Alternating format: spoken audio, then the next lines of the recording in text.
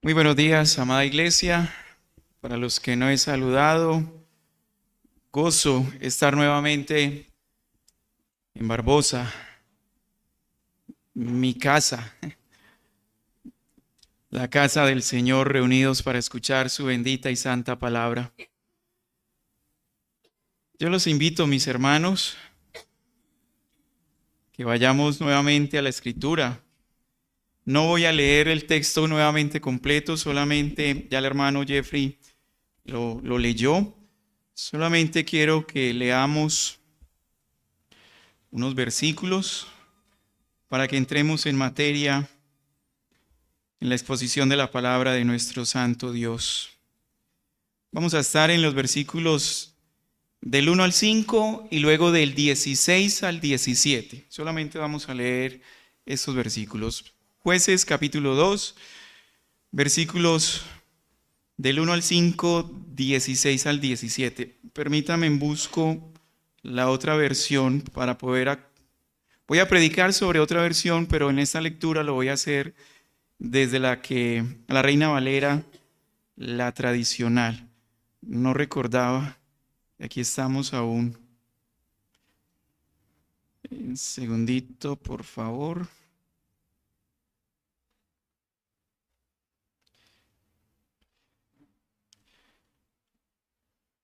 Muy bien.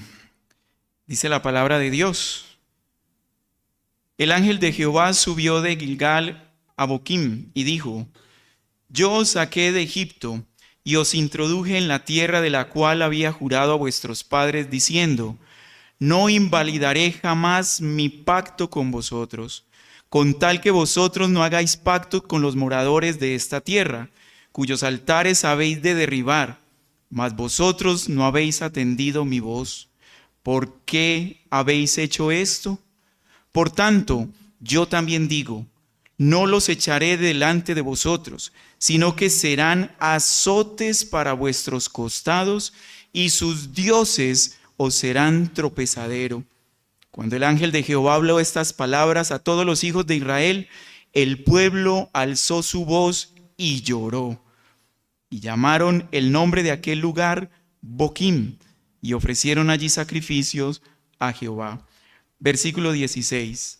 Y Jehová levantó jueces que los librase de mano de los que los despojaban, pero tampoco oyeron a sus jueces, sino que fueron tras dioses ajenos, a los cuales adoraron. Se apartaron pronto del camino en que anduvieron sus padres, obedeciendo a los mandamientos de Jehová. Ellos no hicieron así. Esta es la palabra de nuestro Dios, mis hermanos. El libro de Jueces es un libro histórico, narrativo y épico, que describe las batallas comandadas por los caudillos que Dios levantaba periódicamente para librar al pueblo de Israel de sus opresores, como leímos en los versículos 16 y 17. Este libro fue escrito por Samuel, el profeta Samuel, aproximadamente entre los años 1050 y 1004 antes de Cristo. Este libro nos muestra la fidelidad de Dios. Ese es el atributo que exalta el libro y de manera muy particular el capítulo que vamos a exponer a continuación. La fidelidad de Dios. Una fidelidad de Dios primeramente con Él mismo y en segundo lugar con el pueblo del pacto de Dios.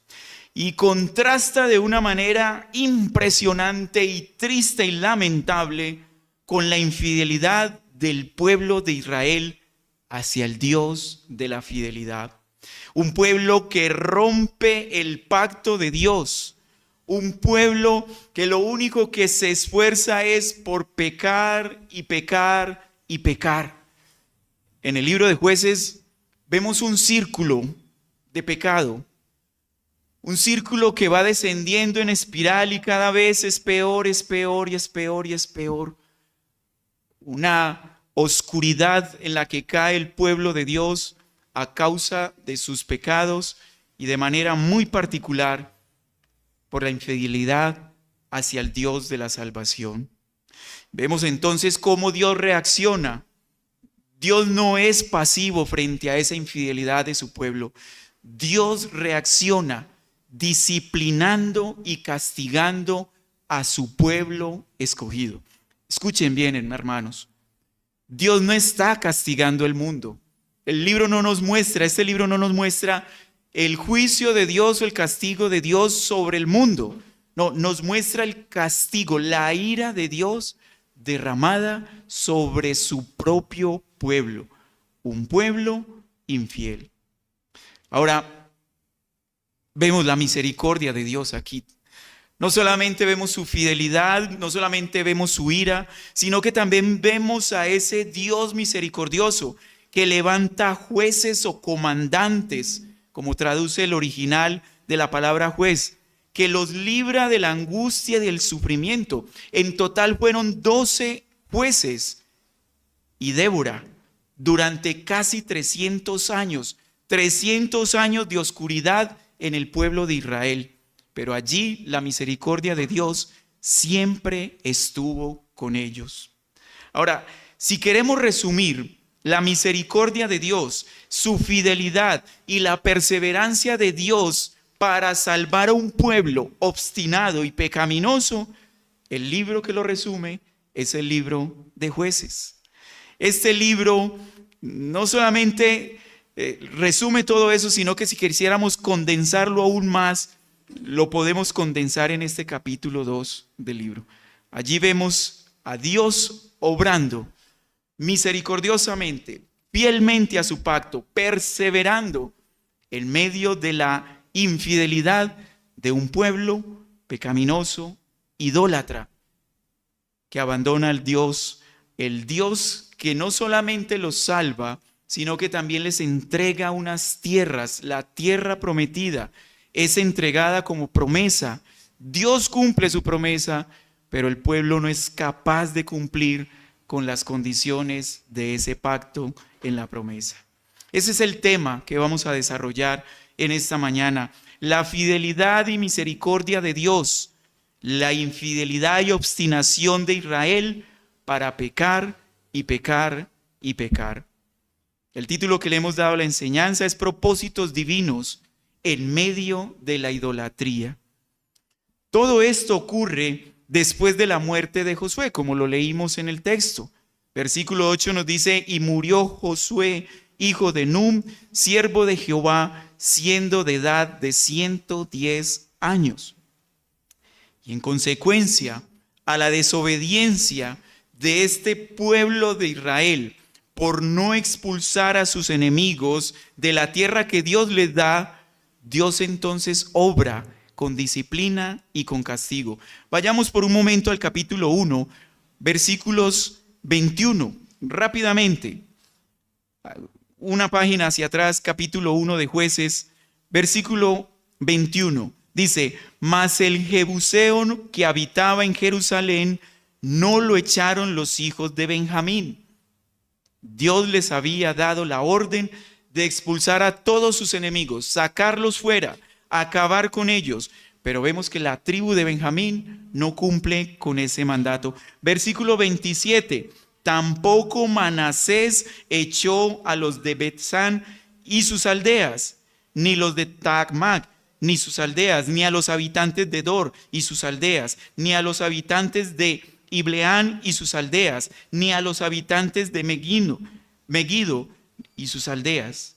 Mas el cananeo, recuerden que los cananeos eran los enemigos del pueblo de Israel, mas los cananeos persistió en habitar en aquella tierra. Tampoco Manasés obedeció el mandato de Dios. Versículo 29. Tampoco Efraín echó al cananeo que habitaba en Geser. Versículo 31. Tampoco Aser echó a los habitantes de Aco. Versículo 33. Tampoco Neftalí echó a los habitantes de Bet-Semes. Claramente vemos la desobediencia del pueblo de Israel cuando el Señor les dice: cuando habitéis en la tierra que yo los prometí, echar fuera a todos los enemigos. Bueno, la consecuencia de esa desobediencia es lo que trae lo que vemos en el capítulo 22. No solamente el castigo de Dios por esa desobediencia, sino el comportamiento idólatra del pueblo de Israel. Versículo 10. Y toda aquella generación fue también reunida con sus padres. La generación de Josué, toda su generación murió. Y se levantó después de ellos otra generación que no conocía a Jehová ni la obra que él había hecho por Israel. Aquí vemos una nueva generación que desconocía a Dios, y este desconocimiento, más que por ignorancia, fue por omisión. Escuchen bien esto, hermanos, principalmente los padres. Aquí ya voy a hacer una aplicación. No voy a terminar el sermón acá, no, pero es necesario hacer una aplicación aquí en este momento. Una nueva generación. La importancia de nosotros como padres de tener un relevo generacional, que el legado bíblico esté en nuestros hijos. Aquí no ocurrió eso. Josué cumplió con su llamado, comandante de los ejércitos de Dios. Él cumplió con ese llamado. Pero tanto a él como al resto de su generación fallaron en algo muy importante. Conquistaron las tierras, pero nunca se preocuparon por dejar el legado de aquel que les entregó esas tierras. Una generación muere, ahora se levanta otra generación que no conoce a Dios. Hermanos, qué responsabilidad tan grande tenemos como padres, de que en la generación que nos va a suceder, que va a continuar, nuestros hijos, nuestros nietos, conozcan al Dios de la salvación.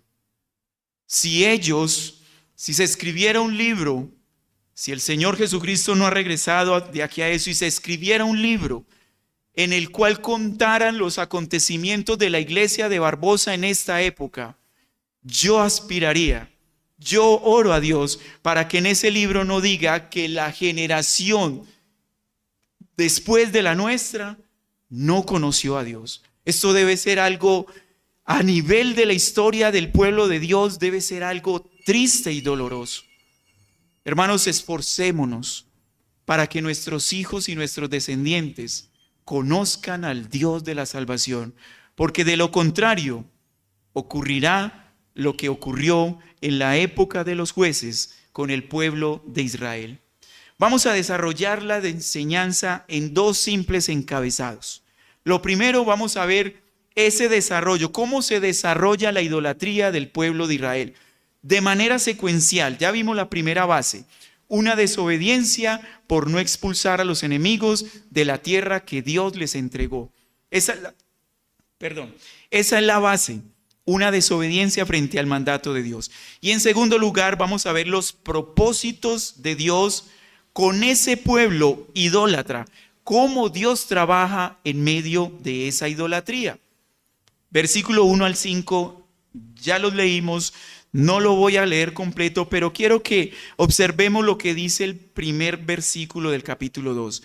Y el ángel de Jehová subió de Gilgal a Boquim y dijo: yo os saqué de Egipto. El ángel de Jehová está diciendo: yo lo saqué. Ese ángel de Jehová es el Señor Jesucristo. Él es el mismo hablando en el Antiguo Testamento.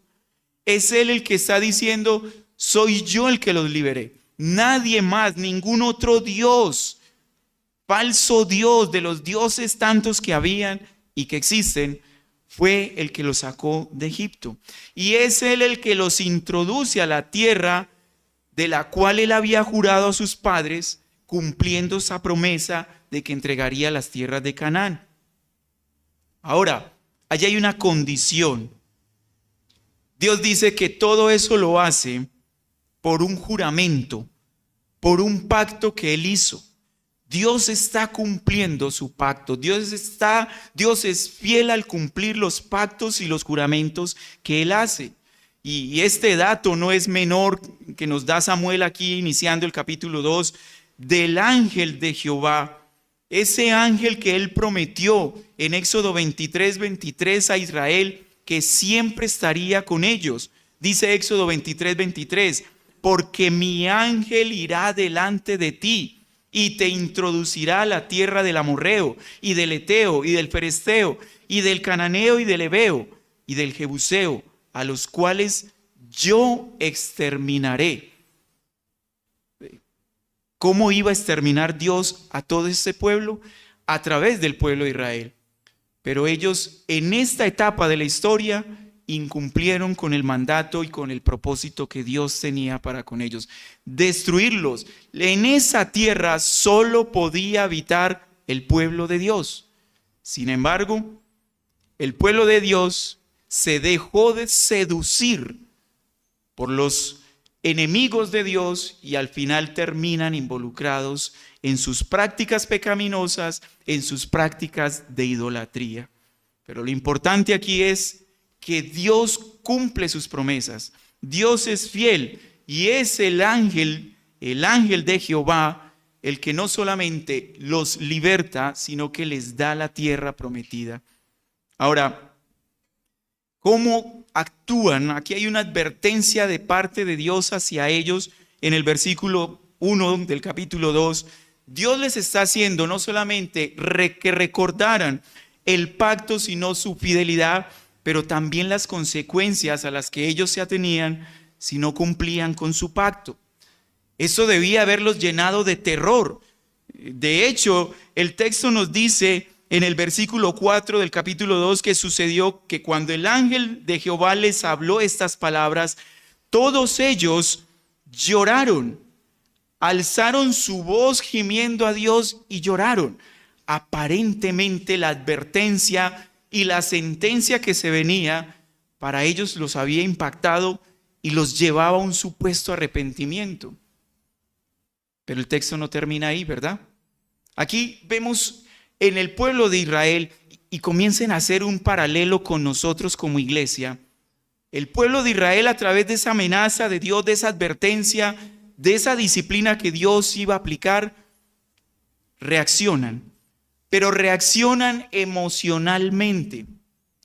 Cualquier parecido con la realidad es pura coincidencia, ¿verdad? Cuando Dios nos advierte, reaccionamos, pero reaccionamos de una manera emotiva. Estamos en la época de las emociones. Los emojis, ¿se dice así? ¿Sí? Esos muñequitos, emociones por doquier. Que la música levante mi emoción. Que el predicador levante mis emociones. Estamos viviendo en una era de las emociones. Hermanos, las emociones no son malas en sí, pero cuando las emociones gobiernan nuestras vidas, sucede lo que sucedió con el pueblo de Israel. Ellos se emocionaron, se angustiaron, pero en emoción. En ningún momento pasó por la cabeza de ellos la reflexión teológica. Hay una amenaza, reaccionamos, hay una emoción, pero nunca dejamos de que esa emoción sea gobernada por lo que Dios es.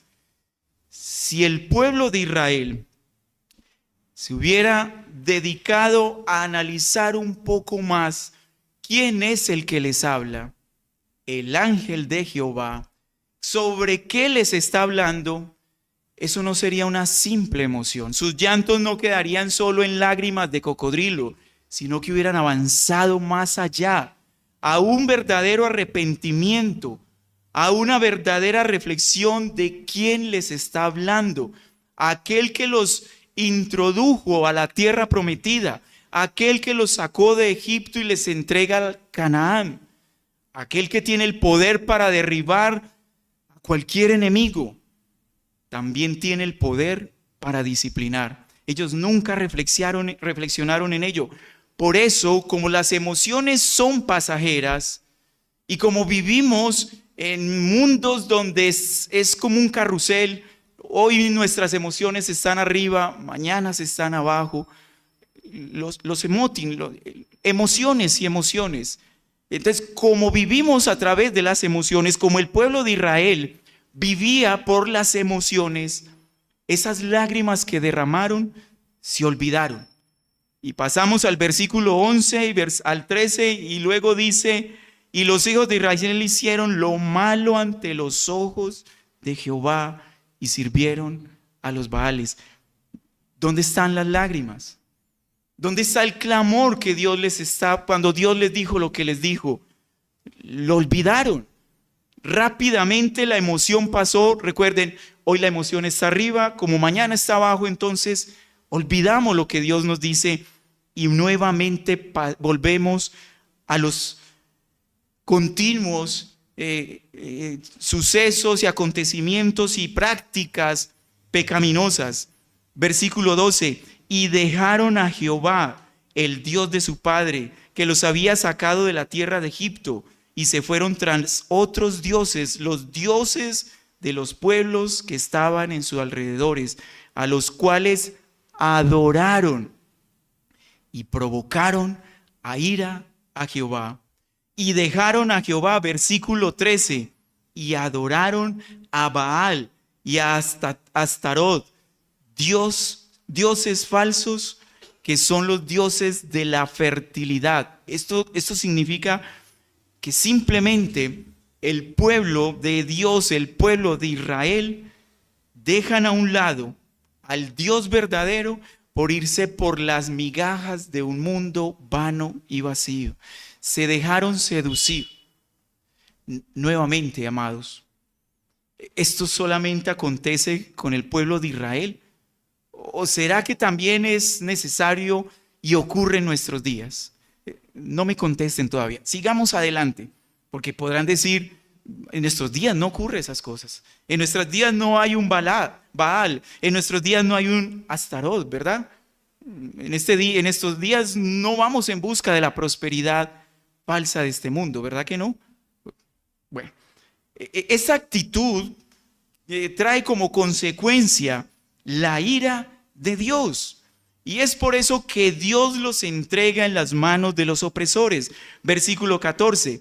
Y se encendió contra Israel el furor de Jehová, el cual los entregó en manos de robadores, de los despojadores, y los vendió en manos de sus enemigos alrededor, y no pudieron ya hacer frente a sus enemigos. Miren esta parte del versículo 14, hermanos, tan impresionante. El Dios Todopoderoso, que derrotó a Faraón, que destruyó a la nación de Egipto, el Dios que creó todo lo que vemos, ese Dios Todopoderoso, con su poder salva a su pueblo, ahora con ese mismo poder está descargando su ira para reprender y castigar al pueblo que él mismo salvó. Hermanos, nunca desmeritemos ni menospreciemos el poder de Dios, porque el poder de Dios puede ser usado a tu favor o a tu contra. El mismo Dios que tiene poder para crear es el mismo Dios que tiene poder para destruir. Nunca, nunca menosprecies el poder de Dios. Si el poder de Dios está a tu favor, gózate, bendícelo, alábalo. Pero ay de ti si el poder de Dios está contra ti, porque Él castigará, disciplinará a los suyos y usará su poder para cumplir con esos propósitos. Versículo 15, por doquiera que salía la mano de Jehová estaba contra ellos para mal, como Jehová había dicho y como Jehová les había jurado. Así los afligió en gran manera. Una vez más, no desprecies, no desmerites el poder de Dios. El poder para crear es el mismo poder para disciplinar o para destruir. Pero en medio de todo eso está la misericordia de Dios. Aunque Él disciplina con poder a los suyos, a su pueblo, al pueblo elegido, a sus elegidos, Dios siempre tiene misericordia, aún en medio del castigo. Versículo 16. Y Jehová levantó jueces que los librasen de la mano de los que lo despojaban.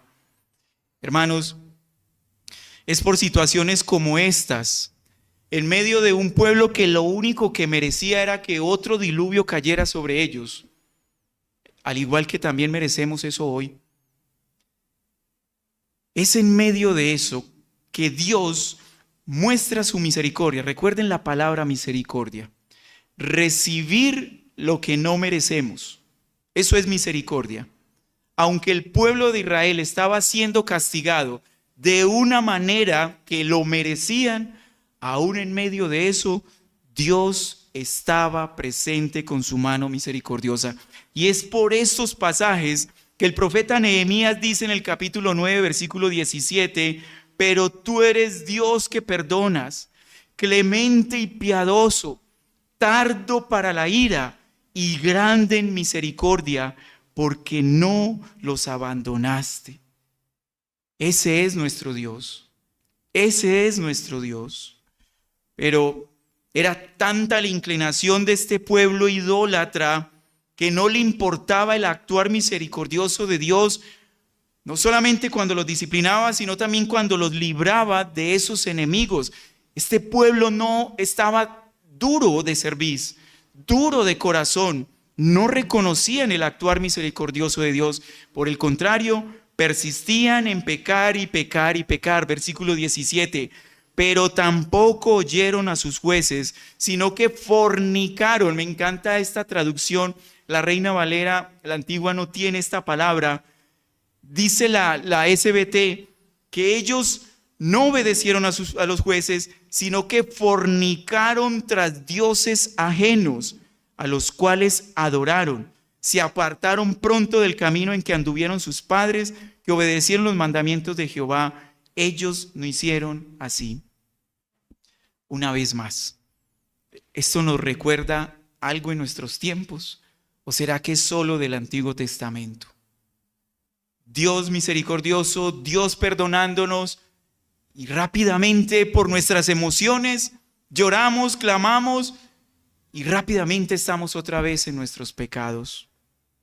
Y aquí comienza un ciclo en forma de espiral que cada vez su vórtice es más angosto, porque cada vez su idolatría es más y más grande. Versículos 18 y 19. Y cuando Jehová les levantaba jueces, Jehová estaba con el juez y los libraba de mano de los enemigos todo el tiempo que aquel juez estaba, porque Jehová se arrepentía por sus gemidos a causa de los que los oprimían y los afligían. Pero acontecía que al morir el juez, otra vez olvidaron. Ellos se volvían y se corrompían más que sus padres, siguiendo a dioses ajenos para servirlos y para inclinarse delante de ellos, y no desistían de sus obras ni de su obstinado camino. ¡Wow! ¡Qué pueblo! ¡Qué pueblo! Quien no conozca la historia de redención diría, ¿y ese fue el pueblo que Dios salvó? ¿Ese fue el pueblo que Dios salvó? ¿No habían pueblos mejores que este? Seguramente que sí, porque el Señor en su palabra claramente les dice de que Él no los escogió porque fueran el mejor pueblo. Habían pueblos, moralmente hablando, más fieles a sus dioses paganos que el mismo pueblo de Israel. Sin embargo, ese fue el pueblo que Dios escogió para salvar. Mientras más grande la oscuridad, mayor es la luz que cubre esa oscuridad. Mientras más grande el pecado, más grande el amor y la misericordia de Dios para cubrirlo. Amados, ese mismo Dios del Antiguo Testamento es nuestro Dios hoy día. Es el Dios de la misericordia. Es el Dios que ama incondicionalmente.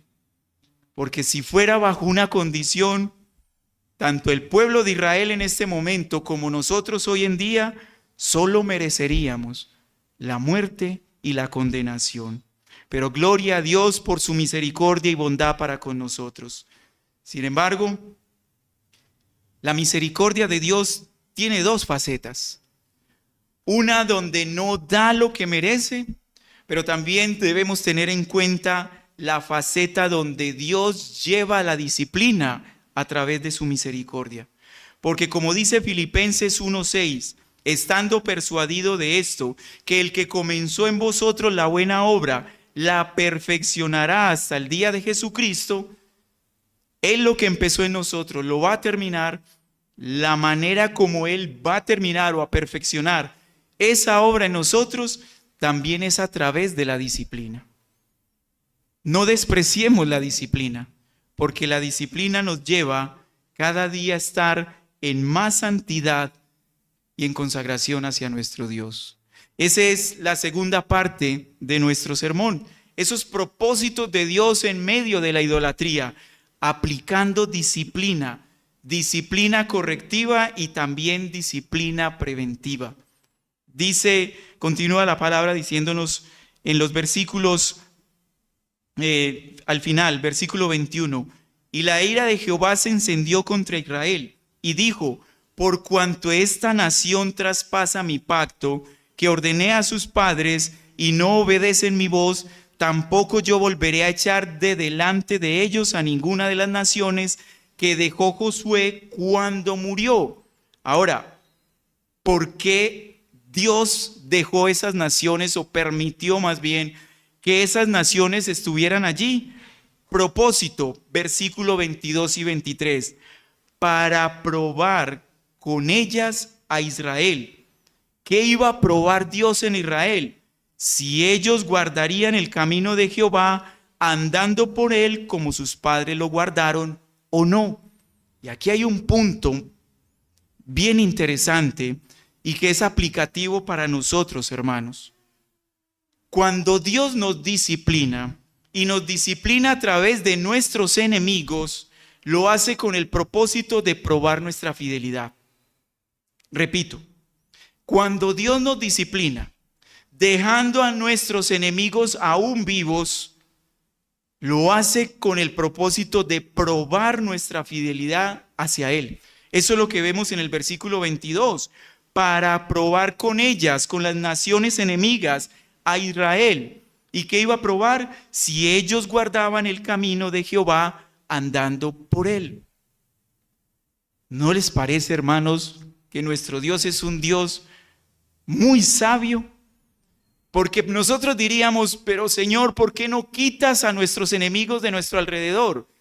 Bueno, si has hecho esa pregunta, la respuesta es, porque a través de ellos voy a probar tu fidelidad hacia mí. Tú no tienes ya por qué dudar de mi fidelidad, dice Dios. Yo te salvé, yo cumplí mi pacto, yo cumplí mis promesas. Ahora tú tienes que estar convencido de mi fidelidad, mostrando tu fidelidad hacia mí. Y la manera como Él lo prueba es dejando a los enemigos, dejándonos aflicciones, porque no es solamente a través de los enemigos que Dios prueba nuestra fidelidad. Nuestras aflicciones, nuestras enfermedades, la escasez, la lucha con nuestros hijos. La lucha con nuestros hijos es una prueba de Dios para mostrarnos qué tan fieles somos hacia Él. ¿En quién confiamos? ¿En lo que nuestros hijos hagan o en lo que Dios ya ha hecho y ha dicho? ¿En quién confiamos? ¿En las riquezas de este mundo o en las riquezas eternas que Dios tiene preparados para nosotros en la tierra nueva y en el cielo nuevo? ¿En quién confiamos? ¿En tener un cuerpo sano? ¿En tener una vida sana? Y que cuando llega la enfermedad entonces nos afligimos y nuestra fe comienza a menguar y a debilitarse. ¿Confías en tu fortaleza o confías en el poder de Dios? Cada vez que Dios nos deja y permite que nuestros enemigos estén alrededor, que las aflicciones nos acompañen, nunca olvides esto, mi amado hermano. Está probando con ellas tu fidelidad hacia Él. ¿Qué tan fiel eres a Dios? ¿Qué tan fiel eres a Jesucristo? Cuando vienen estas pruebas, que muchas veces son dolorosas, que muchas veces pretenden acabarnos, agobiarnos, pero tu fidelidad está con Dios. Recuerda, la fidelidad de Él está contigo. La pregunta aquí es, ¿tu fidelidad está con Él? ¿O automáticamente acudes a otras cosas que el mundo ofrece? La psicología del mundo, la suerte, la lotería, el azar, los chamanes, cuando la medicina que Dios ha dado, los medicamentos a los médicos para tratar la enfermedad, no obran en beneficio, acudes a otras cosas que el mismo mundo pagano ofrece. Terminas como Israel inclinándote ante los dioses falsos de este mundo. Ese es el mensaje primario que nos deja el texto de Jueces en el capítulo 2. Exalta la fidelidad de Dios, pero también nos llama la atención frente a nuestra fidelidad hacia Él. Recuerda, mi amado hermano, mi amada hermana, tu corazón es una fábrica de ídolos. Constantemente estamos fabricando ídolos. ¿Y saben cuándo esa fábrica está en su máxima producción? Cuando llegan las aflicciones, cuando llega la prueba, cuando los enemigos te atacan. Allí esa fábrica de ídolos comienza a trabajar de una manera a crear ídolos y a crear ídolos. Hay que destruir esa fábrica. No podemos crear ídolos, porque solo a Jehová, solo a nuestro Dios, solo a Cristo podemos y debemos adorar. Solo Él es digno de nuestra adoración, aún en medio de la aflicción. Cristo, mis hermanos, está en contraste en el texto frente a esa idolatría e infidelidad de Israel. Cristo es el verdadero Israel. Cristo es fiel a su Padre. Cristo es el que nunca pecó y siempre se dispuso y siempre en la naturaleza humana lo único que tenía en mente era cumplir con los propósitos de Dios. Acompáñenme a Lucas capítulo 22, versículos 41 y 42. Lucas capítulo 22.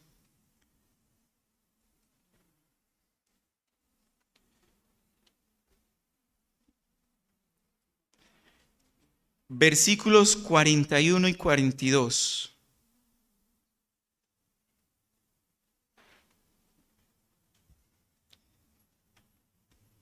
Lo voy a leer de la Reina Valera para poder estar en línea con lo que estamos proyectando. Lucas 22, 41 y 42. Miren esta escena. Vísperas de la muerte de nuestro Señor Jesucristo. Si hay momentos difíciles para probar la fidelidad de un hombre, es cuando está a puertas, a la víspera de su muerte. Y el Señor Jesucristo está a una noche de su muerte. Y dice que Él se apartó de ellos, llamó a sus discípulos, llama a sus discípulos a orar, ahora Él los deja en un lugar y Él se aparta a orar. Recuerden, hermanos, la escena. Vísperas de su sacrificio, vísperas de su muerte. Y Él no se apartó de su Padre. Por el contrario, sabía que en esos momentos era donde debía estar más cercano a Él. Se aparta de sus discípulos y dice el versículo 41, se apartó de ellos a distancia como de un tiro de piedra y puesto de rodillas oró. A mí este texto me impacta tanto. Porque hay veces donde buscamos la presencia de nuestro Padre y lo hacemos incluso con nuestra posición corporal tan irreverente. Y Cristo Dios hecho hombre toma una posición reverente para orar ante Él. De rodillas oró, diciendo, versículo 42, Padre, si quieres pasa de mí esta copa, pero no se haga mi voluntad, sino la tuya. ¿Realmente Cristo buscaba la voluntad del Padre? Claro que sí. Juan capítulo 19. Vamos a Juan capítulo 19. Versículo 30.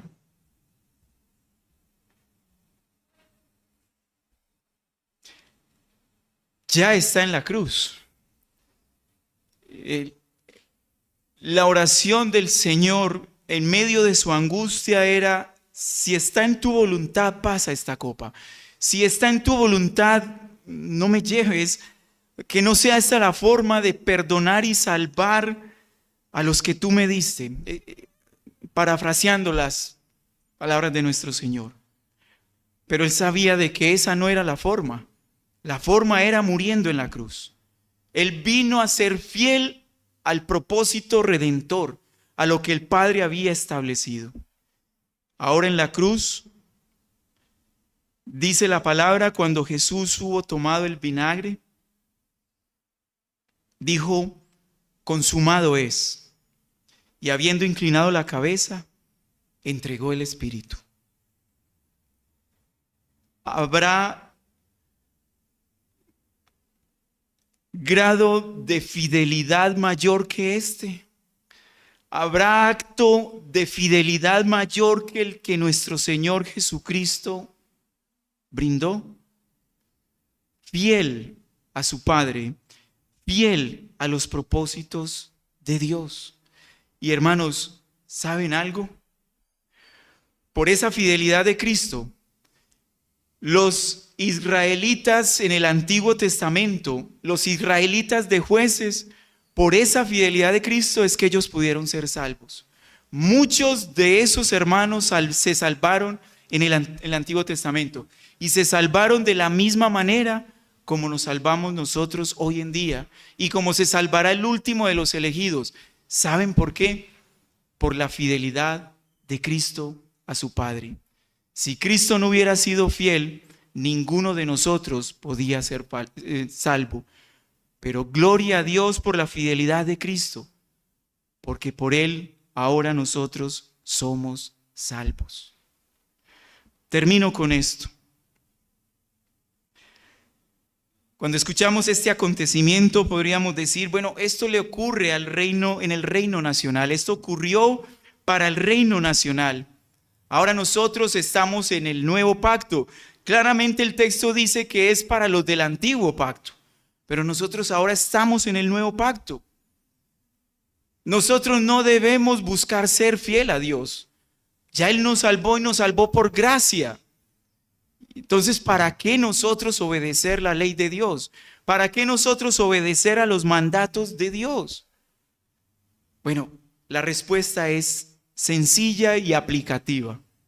Y con esto termino.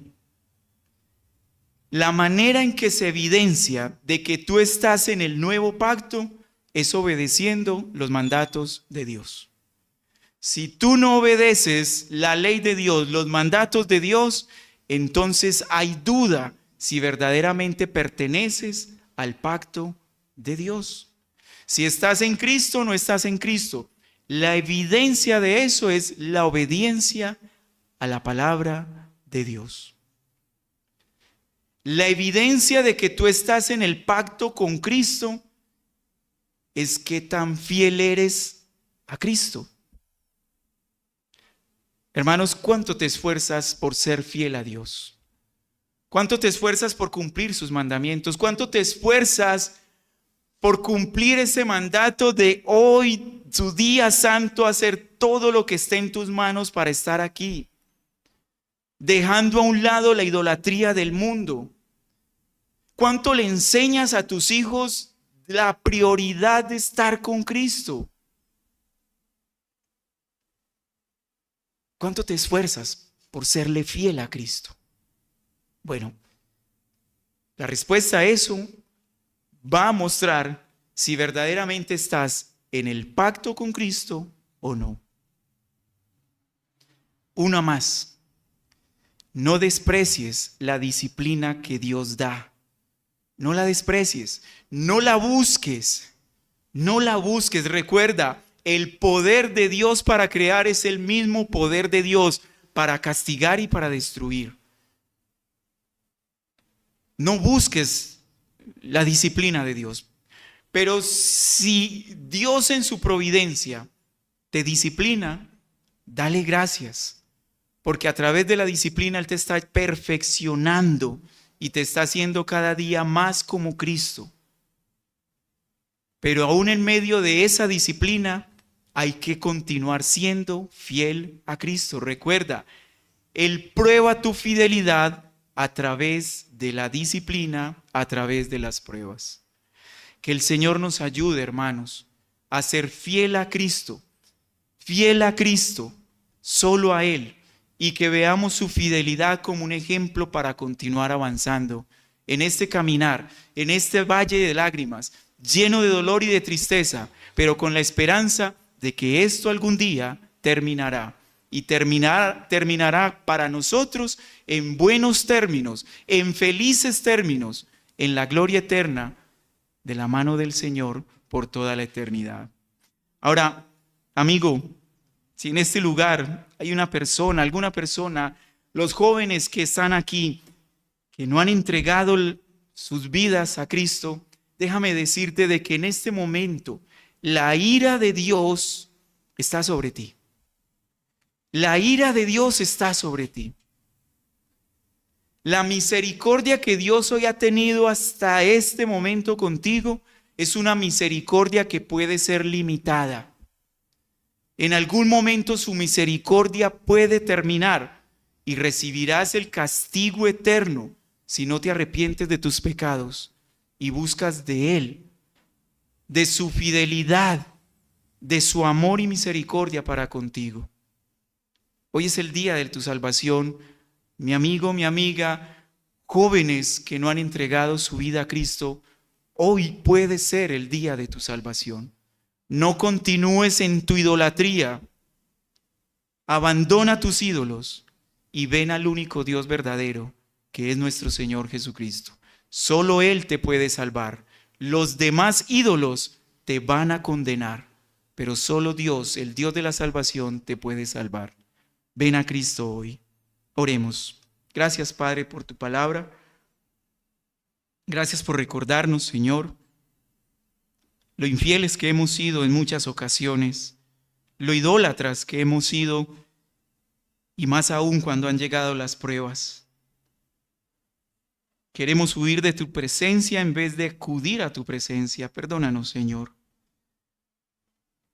y ayúdanos, porque necesitamos de ti, Señor, recordando siempre quién eres y lo que has hecho a favor nuestro.